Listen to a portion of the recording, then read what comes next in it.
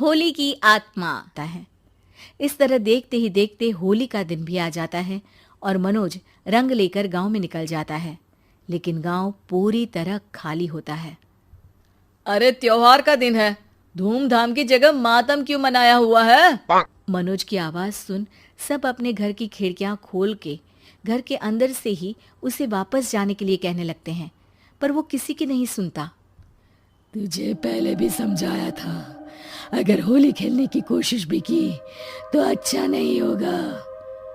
अरे बात मान लो बेटा, तुम्हें सच नहीं पता।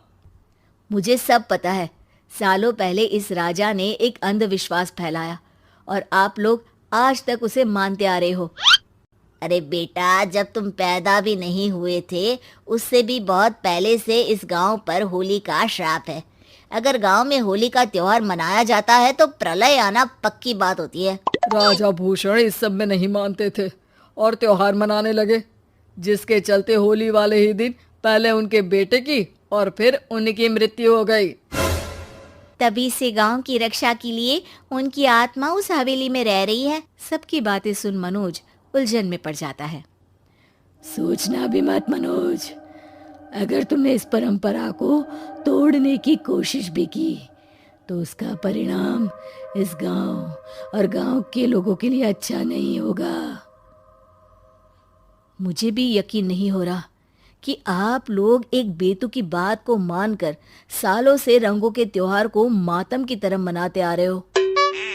मनोज किसी की कोई बात ना मानते हुए पूरे गांव में रंग बिखेर देता है, जिसके तुरंत बाद वहां तूफान के साथ बिजलियां गरजने लगती है। अचानक मौसम में ऐसा बदलाव देख जहां मनोज कंफ्यूजन में आ जाता है, वहीं गांव वाले डर से सहम जाते हैं।